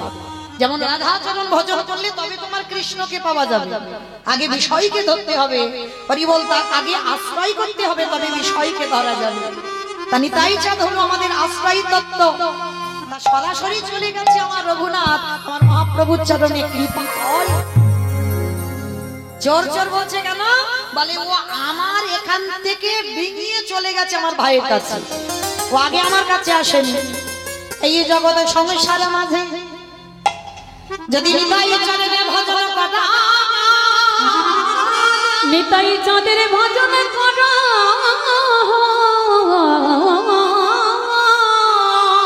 তবে আমার গৌর চাঁদের কৃপা পাওয়া যাবে। আরে গৌর চাঁদের কৃপা যদি পাওয়া যায় তবে ব্রজে যেতে পারবে। আরে ব্রজে যদি যেতে পারো, আমার রাধা গোবিন্দের যুগল দর্শন হবে। আমার গৌরের চাঁদে কৃপা হলে বলে ব্রজে যুগল দর্শন পাবি। আমার কৃপা হলে আমার প্রাণ প্রাণে গৌর পাবি। আজকে যেই না নিতাই চাঁদ বলছে, শোনো তোমাকে দণ্ড দেওয়া হবে। বলে কি দণ্ড? বলে এই পানিহাটিতে যত যত ভক্ত আছে সবাইকে তোমায় চিড়ে দধি খাওয়াতে হবে। রঘুনাথ তো জমিদারের ছেলে, অনুমতি দিল নিতাই চাঁদ চিড়ে দই খাওয়াতে হবে। রঘুনাথ খবর দিল বাবা জ্যাঠাকে, যত যত পানিহাটিতে দোকানে যত যত মিষ্টি দই চিড়ে ছিল, মানে যেন অন্নকূট, মানে গিরি গোবর্ধনে যেমন গোবর্ধন পূজার সময় অন্নকূট হয়েছিল, মানে অন্নের পাহাড়, ওই রকম পানিহাটিতে চিড়ে দইয়ের যেন পাহাড় হয়েছে। মানে ভক্তরা গঙ্গার জলে গলা পর্যন্ত নেমে বাবা চিড়ে দই খাচ্ছে। মানে এত ভিড় পানিহাটির মেলাতে। তো ওই জন্য ওই জায়গাটাকে বলা হয় দণ্ড মহোৎসব। মানে রঘুনাথকে দণ্ড দেওয়া হলো। কি দণ্ড? না যতদিন পৃথিবী থাকবে ততদিন চিড়ে দই ওইখানে তোমায় দিয়ে যেতে হবে। তা চিড়ে দই দেওয়া হলো, দণ্ড মহোৎসব পালন করা হলো। এইবার রঘুনাথ ঘরে ফিরলো, কিন্তু ফিরলে কি হবে? বাবা জ্যাঠা সিদ্ধান্ত নিল এ বেটার কাঁধে একটা জল চাপাতে হবে। বড্ড উৎপাত করছে। মামা এই কথাটা আমার নয়, ঠাকুমারা আগে বলতো, বলে এ বেটা উৎপাত করছে, এর কাঁধে একটা জল চাপিয়ে দাও। এই জলটা কি গো? একটা বিয়ে দিতে হবে। এ ছেলের বিয়ে দিলে এই মাথার ভূতটা নেমে যাবে। তো শুভ দিন, শুভক্ষণ, শুভ লগ্ন দেখে বিয়ে ঠিক হলো। আর মেয়ে তো নয়, সে যেন স্বর্গের অপ্সরা, যার নাম রেখেছিল রত্নাবতী। মানে অঙ্গটা যেন সোনার মতো, রত্নের মতো, নাম রত্নাবতী, তো দেখতেও ঠিক রত্নের মতো। তা শুভ দিন শুভক্ষণে ছেলের ইচ্ছা নয়, ছেলের অমতে বিয়ে। কেন বিয়ে? কৃষ্ণ ভোলাবার জন্য। শুভ দিনে বিয়ে করতে আসছে রঘুনাথ। বরেলো বরেলো কি গো, আর তো বেশিক্ষণ নয়, টিক টিক টিক টিক করে ঘড়ি কাঁটা ঘুরছে। আমিও চলে যাব, আবার কবে আপনাদের সঙ্গে দেখা হবে বলা তো যায় না। আবার 1 বছর পর, আবার 1 বছর পর আমি থাকবো, গ্যারান্টি দিতে পারবো? থাকবো, বেশ, যাই হোক, বলেছে তো হয়তো থাকবো, যাই হোক, কিন্তু গ্যারান্টি নেই। হ্যাঁ, গ্যারান্টি নেই। তো যাই হোক, আবার 1 বছর পরে দেখা হোক বা না হোক, চলো বিয়ে বাড়িতে একটু খাওয়া দাওয়া হবে। একটু উলুধ্বনি দাও। বডেলো বডেলো বলে পড়ে গেল সাদা গো। উলুধ্বনি। ও মরেলো মরেলো বলে পড়ে গেল সারা। বাড়িলো বাড়িলো বলে পড়ে গেল সারা গো। ওই মরেলো মরেলো বলে পড়ে গেল সারা। পাড়া প্রতিবেশী গানা তারা হলো দিশাহারা গো, হলো দিশাহারা। এবার পাড়া প্রতিবেশী গানা তারা হলো দিশাহারা গো, হলো দিশাহারা। ঢাকে বাজে ঢোলক বাজে, ঢাকে বাজে ঢোলক বাজে, মাদলে দিল। ওই ঢাকে বাজে ঢোলক বাজে, মাদলের ঢাকে বাজে ঢোলকে বাজে মাদলে নিরোল গো। ঢাকে বাজে ঢোলক বাজে, মাদলের উলুধ্বনি শঙ্খধ্বনি দেখো করে নারী মন, করে নারী মন। আনন্দ যার ধরে না, আনন্দ আর ধরে না, আনন্দ যার ধরে না। আনন্দ আর ধরে না, রঘুনাথের বিবাহেতে, আনন্দ আর ধরে ওই না, রঘুনাথের বিবাহেতে আনন্দ আর ধরে না। শুভ দিন, শুভক্ষণ, শুভ লগ্নে আয়োজন হলো, বিয়ে হয়ে গেল। বিয়ের পরের দিন হলো কি? কাল রাত্রি, শেষ রাত্রি, শেষ রাত্রি, কাল রাত্রি। যাই হোক, তারপরের দিন কি হলো? ফুলসজ্জা। বাহ, রঘুনাথকে বিয়ে দেওয়া হলো কেন? কৃষ্ণ ভোলাবার জন্য। এইবার রঘুনাথ ঘরের দরজা বন্ধ করে বসে আছে, রত্নাবতী প্রবেশ করেছে। প্রবেশ করে মা উল্টে গেছে। উল্টে গেছে মানে কি জানো? বাসর ঘরে তো এখনকার দিনে নয় মা, আগে থেকে অনেকবার দেখা সাক্ষাৎ হয়ে যাচ্ছে, কান্নাকাটির সিন নাই। কিন্তু তখনকার দিনের মেয়েরা ছোট ছোট বিয়ে দেওয়া হতো। আর যখন ওই বউ ভাতের দিন বাপের বাড়ি থেকে লোকজন যেত, কান্নাকাটি হতো না। এখন তো সে কান্নাকাটি নয়, নাচানাচি হয়। হ্যাঁ, তখনকার দিনে কান্নাকাটি হতো কেন? এই যে বাপের বাড়ি থেকে লোকজনেরা এলো, আবার চলে যাবে, এই কষ্টের জন্য কাঁদতো। দেখিনি, শুনেছি না। হরি বল। এইবার রঘুনাথ কি করেছে? এই জায়গায় উল্টে গেল কেন? রত্নাবতী কাঁদছে না, রঘুনাথ ঘরের কোণে বসে বসে কাঁদছে। তা রঘুনাথ যখন কাঁদছে, রত্নাবতী গিয়ে স্বামীর চরণে প্রণাম করেছে। এখনো বদন দেখেনি কিন্তু রঘুনাথ, কোন নারী বদন দেখে না। এই প্রথম একটা নারী, তাও বদন এখনো দেখেনি। 3টে দিন হয়ে গেল। কাল রাত্রির কথা বাদ দাও, ওদিন তো দেখেই না। বিয়ে করেছে কিন্তু বদন দেখেনি। ফুলসজ্জা রাত্রিতে রঘুনাথ ঘরের দরজা বন্ধ করে কাঁদছে। আচ্ছা বলো তো মা, যদি কোনো পুরুষ ফুলসজ্জা রাত্রিতে কান্নাকাটি করে, সমাজ কি বলবে? এর নিশ্চয়ই অন্য জায়গা প্রেম ভালোবাসা আছে, ওই মেয়ে পছন্দ নয় ওই জন্য কান্নাকাটি করছে। কিন্তু এটা তো সে কাহিনী নয়। যে পুরুষ নারী বদন দেখেনি তার প্রেম ভালোবাসা তো দূরের কথা। তা যেই না বাবা রত্নাবতী করজোর করে বলছে স্বামী, রত্নাবতীর বদনের দিকে না তাকিয়ে মুখটা নিচু করে রঘুনাথ বলছে, তুমি যে আমায় বিয়ে করেছো, জেনে বিয়ে করেছো তো? কিসের জন্য তুমি আমায় বিয়ে করেছো, আর কেন আমার বাবা মা তোমার সঙ্গে বিয়ে দিয়েছে জেনেছো? রত্নাবতীর চরণটা স্পর্শ করে বলছে, আমি জেনেছি, তোমাকে কৃষ্ণ ভোলাবার জন্য। পারবে কৃষ্ণ ভোলাতে? রত্নাবতী বলছে, স্বামী আমি তো কৃষ্ণ ভোলাবার জন্য আসি, তোমার মতো স্বামীর চরণ পেয়েছি, এ যে আমার এক জন্মের সাধনা নয়, কোটি কোটি জন্ম সাধনা করে তবে তোমার মতো স্বামীর চরণ পেলাম। আর তোমাকে আমি ভোলাবো কেন? তোমাকে ভোলাবার জন্য আমি তো আসিনি। রত্নাবতী রত্নাবতী বলছে, স্বামী একটা কথা জিজ্ঞাসা করব, আজকের আমাদের ফুলসজ্জার রাত, তুমি কার জন্য কাঁদছো আমায় বলো, আমি তোমার তার কাছে পাঠিয়ে দেব। পারবে না, পারবে না। আমার যার জন্য এত হৃদয় আকুলি বিকলি, যার জন্য আমার এত কষ্ট, পারবে না, তুমি কখনো পারবে না। আর বসা, আমি তোমার বউ নয়, আমি তোমার স্ত্রীও নয়, আমি তোমার সহধর্মিণী। কালকে আমি বলেছি না, সহধর্মিণী তাকেই বলবে যে স্বামী ধর্মের কাজে সাহায্য করবে, তাতে জীবনে যত কষ্ট আসুক না কেন, কিন্তু স্বামী ধর্মের কাজে আমি সাহায্য করব।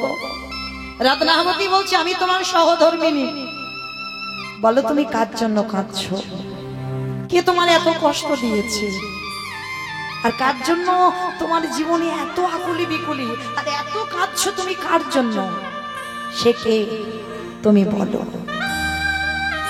পারবে রত্না তাকে আমার কাছে এনে দিতে? পারবো। তুমি একবার শুধু তার নামটা বলো, আমি কথা দিলাম আমি তাকে এনে দেব। তুমি কথা দিয়েছো রত্নাবতী, তাহলে আমাকে দিতে হবে, তাহলে দাও। এই রাতের অন্ধকারে, আজকের রাত্রি বেলা তুমি চিরজনমের মতো আমায় বিদায় দাও। আমি চিরজনমের মতো তোমার কাছ থেকে বিদায় নিয়ে আমি কৃষ্ণ ভজন করতে চাই, আমি কৃষ্ণ চরণ পেতে চাই। তুমি চিরজনমের মতো আমাকে বিদায় দাও। কি বলছো? তুমি কৃষ্ণ পাওয়ার জন্য কাঁদছো? বেশ। রত্নাবতী বলে উঠে, কথা দিলাম স্বামী, আজ রাত্রি বেলা তুমি পিছনের দরজা দিয়ে চলে যাবে। তোমার বাবা জ্যাঠা যদি জিজ্ঞাসা করে আমি সামলে নেব, কিন্তু আমি চাই তুমি কৃষ্ণ চরণ পাও। রত্না, তুমি ভেবে বলছো তো? এ জীবনে কোনোদিন তুমি কিন্তু আর আমায় দেখা পাবে না। স্বামী, নাইবা পেলাম তোমার কাছে, যে কটা দিন আমি বাঁচব তোমার ওই স্মৃতিটুকু নিয়ে আমি মৃত্যুর আগের দিন পর্যন্ত থাকতে পারব। তুমি চলে যাও, আমি চাই না আমার জন্য তোমার কৃষ্ণ ভজন নষ্ট হয়ে যায়। আমি চলে যাই,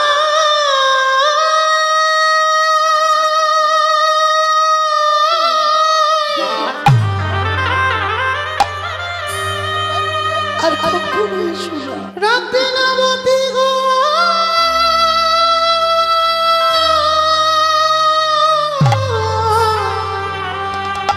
আমি চলে যাই, আর কোনো দিন ফিরে আসবো না। আমি চলে যাই রাতে না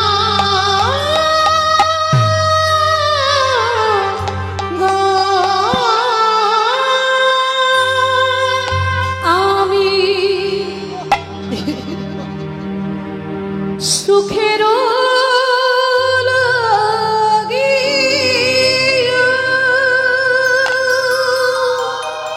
আমার সংসারের আগে সব শেষ হয়ে গেল।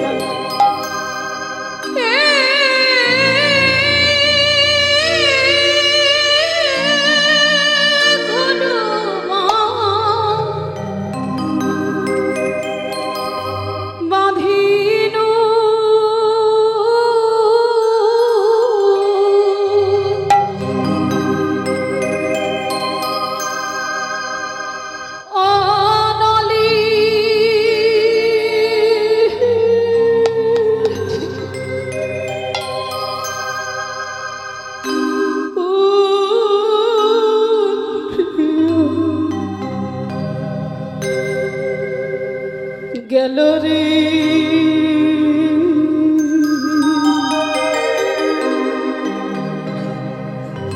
অনলে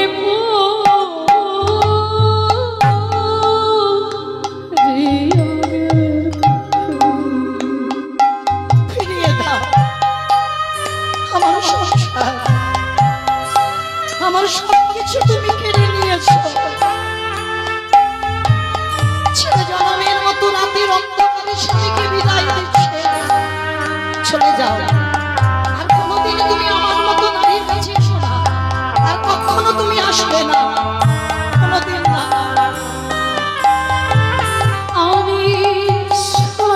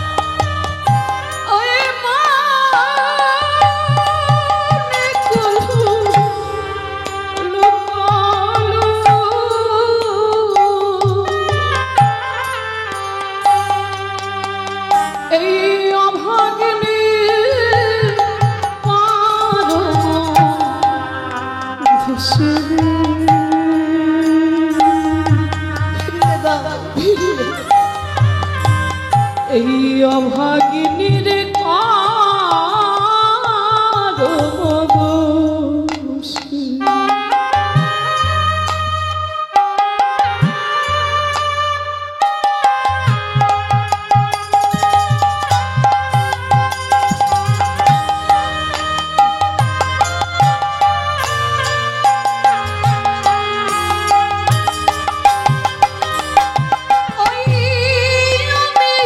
সাগর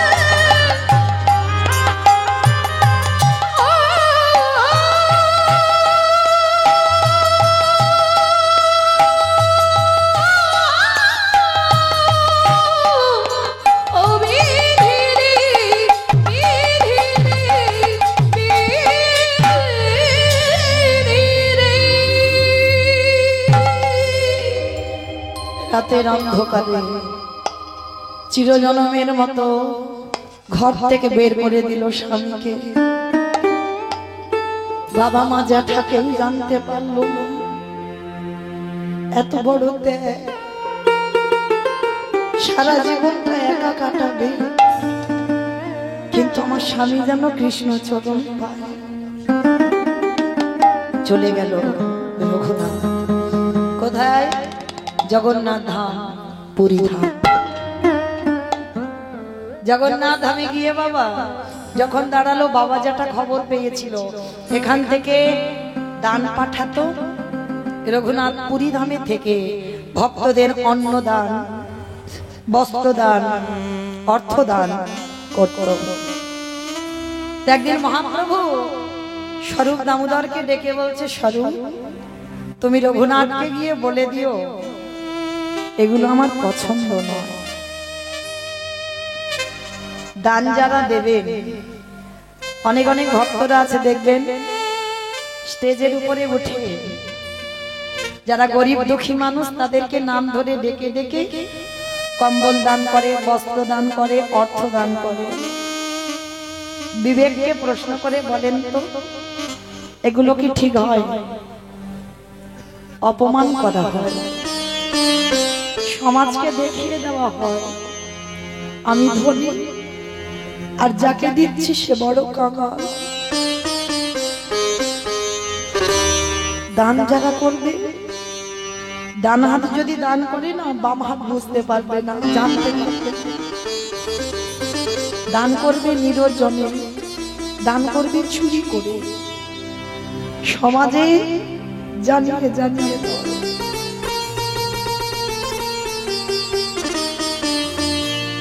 আজকে রঘুনাথকে বলল, রঘুনাথ এটা আমার পছন্দ নয়। তোমার বাবা জ্যাঠা দান করে বলে তোমার বাবা জ্যাঠার বড় অহংকার যে আমার আছে, আমি গরিবদের দান করছি, এইটা আমি পছন্দ করি না। রঘুনাথ বাবাদের খবর পাঠালো যেন কোনো কিছু আর পুরী ধামে না পাঠায়, আমি আর নিতে চাই না। রঘুনাথ এইবার দিন চলে কি করে জানো? ওই জগন্নাথ ধামে গিয়ে যত যত ভক্তরা আছে সবার কাছে দাঁড়িয়ে দাঁড়িয়ে ভিক্ষা করে খায়।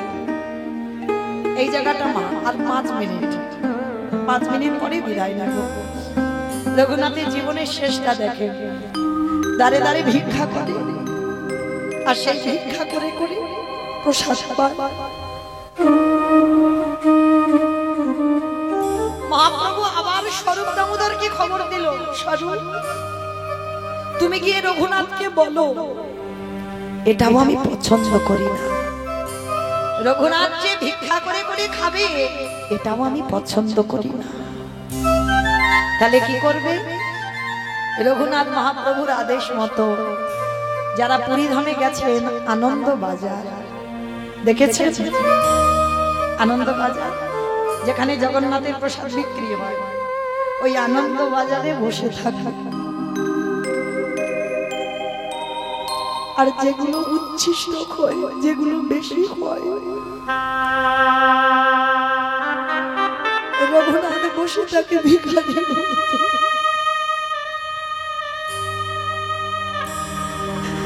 রঘুনাথকে ওই বেশি বেশি প্রসাদগুলো দেয়, প্রতিদিন ওই যেগুলো দেয় খায়। তো একদিন আমার মহাপ্রভু আবার স্বরূপকে ডেকে বলছে, রঘুনাথকে গিয়ে খবর দিও আমি এটাও পছন্দ করি না। ভাবেন, দেখেন, এটাও পছন্দ করি না। তাহলে কি করবে? এইবার রঘুনাথ ওই জগন্নাথের যে সিংহ দুয়ার, ওই দুয়ারে বসে আছে।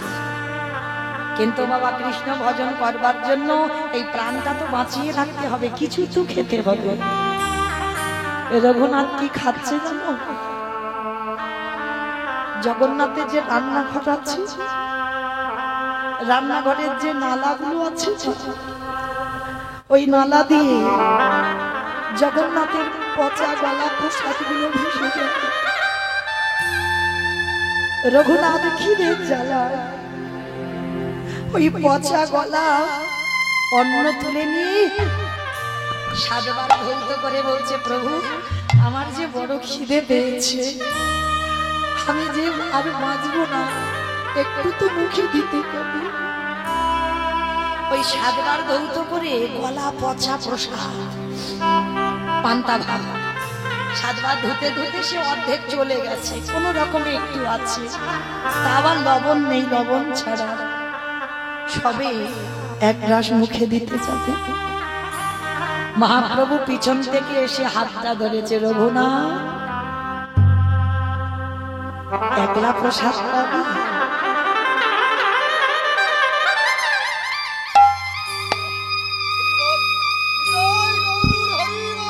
হরি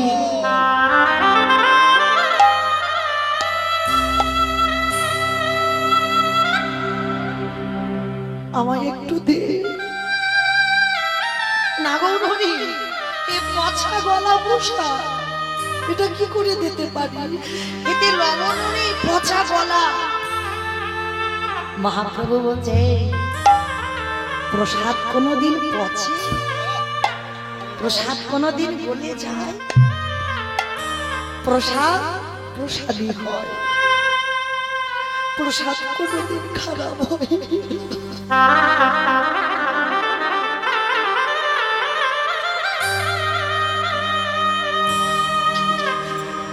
একটু দে না রঘুনাথ। হরি রঘুনাথ রে,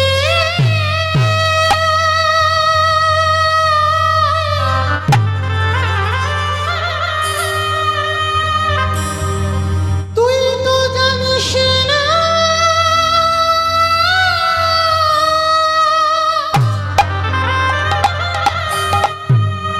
আমি যে ভক্ত বড়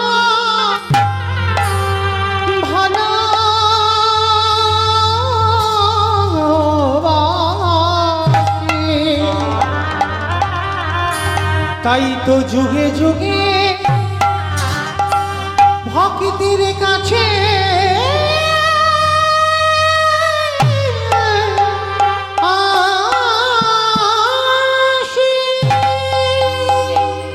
মহাপ্রভু হাত থেকে কেড়ে নিয়ে ওই পচা গলা প্রসাদ রঘুনাথ বদনে দেয়।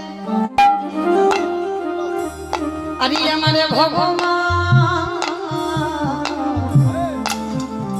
সেই ভক্তের হাতে থেকে প্রসাদ কেড়ে নিয়ে ভগবান দেখো কেমন ভক্ত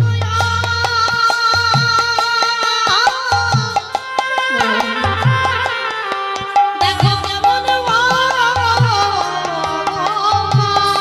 হরি রঘুনাথ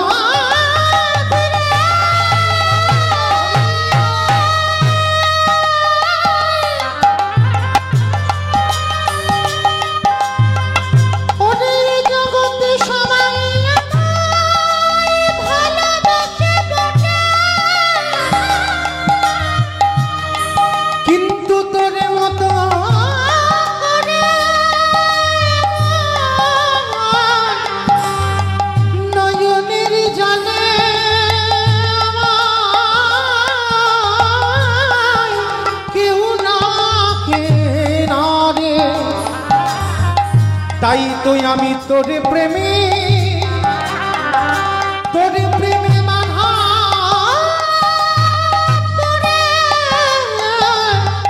গেলাম। আমি ভক্ত বড়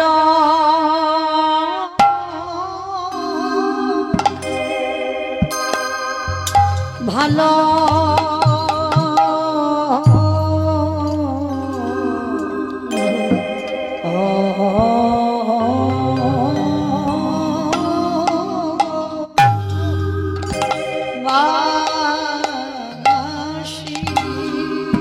তাই তো যুগে যুগে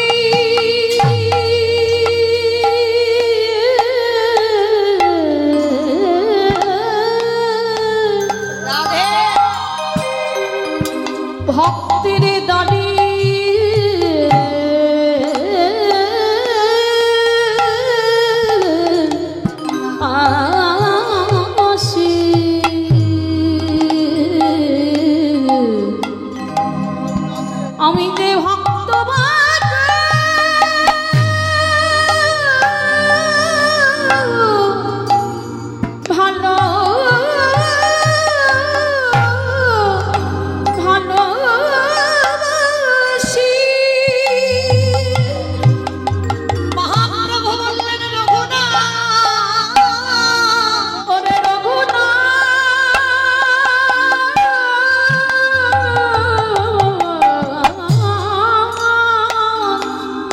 ধরে মন্দ করে যদি আমার একজন ভক্ত, যদি নয়ন জলে ডাকার মন্দ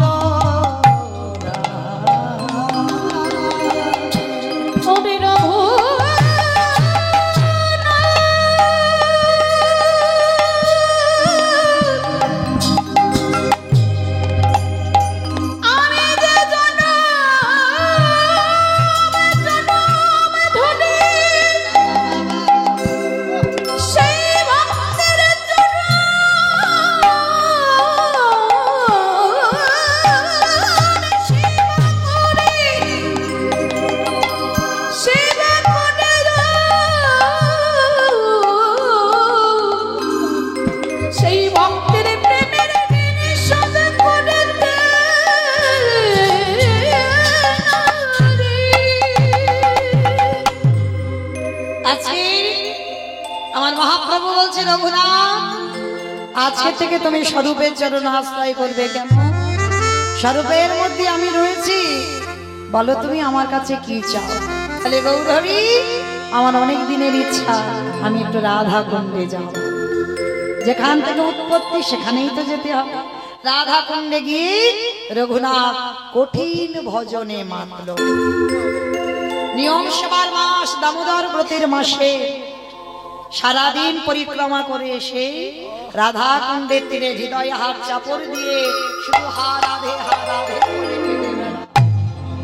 একদিন রাধে রাধে বলে ধুলায় পড়ে আছে, এত রোগ, আরে কি রাধা রানী আমার থাকতে পারে? সে যে করুণাময়ী, সে যে প্রেমময়ী, সে যে প্রেম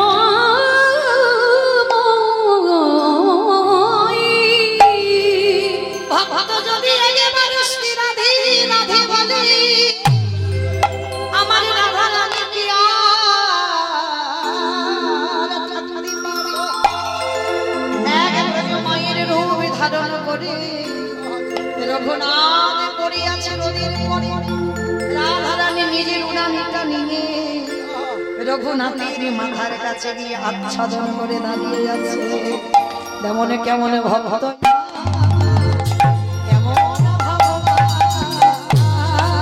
এমনে ভক্ত প্রভু,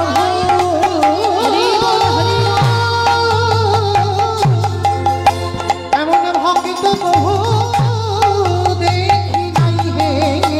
বলে ভক্ত কেমন ভগবান। আজ দেখো দেখো দুজনে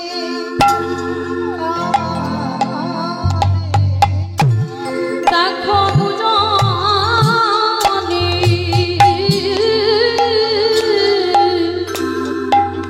দেখো কাঁদে। আজ ভক্ত কাঁদিয়া ভগবান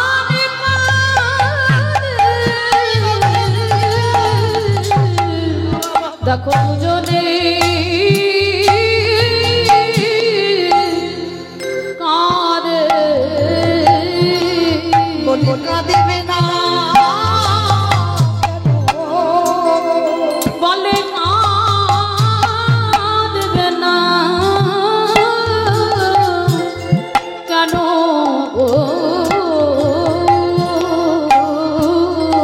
আজ কাঁদাবে বলে এসেছি গো।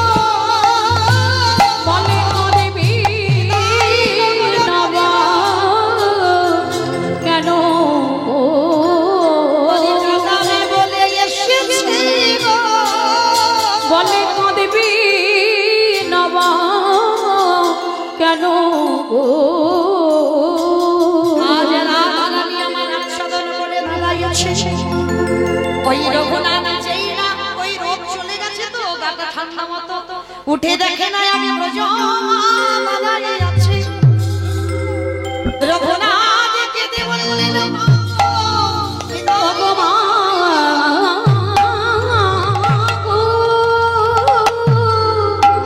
বলো বলো তুমি কি আমার এমন করে আচ্ছাদন করে দাঁড়িয়ে আছো?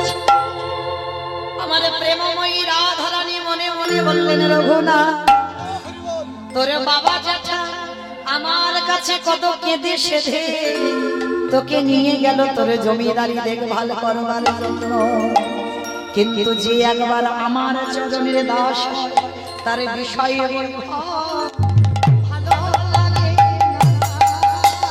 যে জন আমার চরণ ও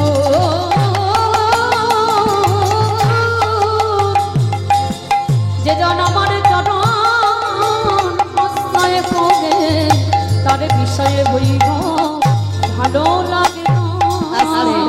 কে তুমি? রাধারানী নিজ রূপে দাঁড়িয়েছে, রঘুনাথ নয়ন জলে বগো ভাষায় বলল রাধিক তুমি বড় করুণাময়ী, তুমি বড় প্রেমময়ী, আজ তুমি একা কেন? আমার বহুদিনের সাধনা আমি একবারে যুগল রূপে আমি দেখতে চাই গো। আমি আর তো কিছু চাহি না গো, এই যুগল রূপে দেখতে চাই গো।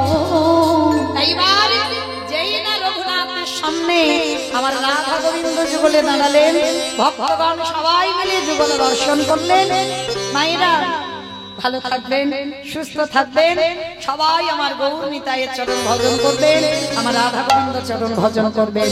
মনে রাখবেন একটা কথা, কৃষ্ণ ভজিবার তরে সংসারী আয়ুনো মিছে মায়ায় বদ্ধ হয়ে বৃক্ষ সম হইনু। সকল কিছু কর্ম করো আমার কৃষ্ণ চরণ বাদ দিয়ে নয়। শ্যামের বামে দাঁড়াই নবীন কিশোরী গো, ওই শ্যামের বামে দাঁড়াইলো নবীনা কিশোরী। স্বামীর ভাবি দাদা গিল নবীন কিশোরী গো, শ্যামের বামে দাঁড়াইলো নবীনা কিশোরী। ললিত